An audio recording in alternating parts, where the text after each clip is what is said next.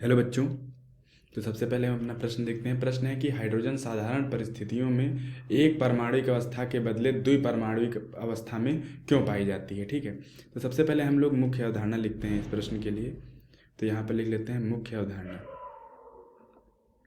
ठीक है, मुख्य अवधारणा। ठीक है, ये हो गया आपका मुख्य अवधारणा। अब इसमें हम ये लोग ये लिखेंगे कि प्रत्येक तत्व प्रत्येक तत्व प्रत्येक तत्व अक्रिय गैस संरचना अक्रिय गैस संरचना प्राप्त करने की कोशिश करता है। प्राप्त करने की कोशिश करता है। ठीक है, और ये क्यों? ये स्थायी होने के लिए। ठीक है, तो अब सबसे पहले हम लोग क्या करते हैं कि हाइड्रोजन का इलेक्ट्रॉनिक विन्यास देखते हैं। ठीक है, तो 1H होता है। ठीक है, तो इसका जो इलेक्ट्रॉनिक विन्यास होता है वो 1s1 होता है। तो अब अगर हम हाइड्रोजन और हाइड्रोजन को साथ में जोड़ें तो यहाँ पर H2 बनेगा। ठीक है, ये होता है द्विपरमाणुविक। द्विपरमाणुविक।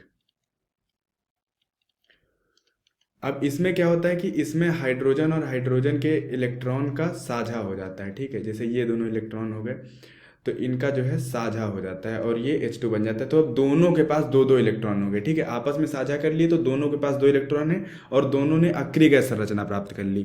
तो जब दोनों अक्रिय गैस संरचना प्राप्त कर लेंगे तो ज़्यादा स्थायी रहेंगे। तो ज़्यादा स्थायी रहेंगे तब वो ज़्यादा उस तरह की मात्रा में वो ज़्यादा पाए जाएंगे। ठीक है, तो अगर इसका हम उत्तर ऐसे लिखते हैं तो यहाँ पर हम लिखेंगे कि हाइड्रोजन अक्रिय गैस संरचना प्राप्त करने के लिए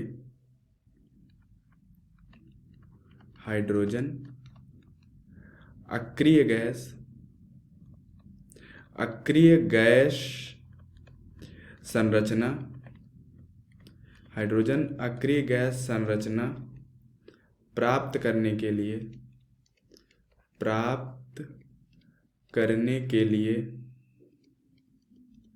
हाइड्रोजन अक्रिय गैस संरचना प्राप्त करने के लिए एक परमाणुविक से द्विपरमाणुविक के रूप में पाया जाता है।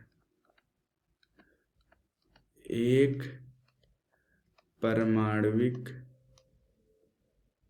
से द्विपरमाणुविक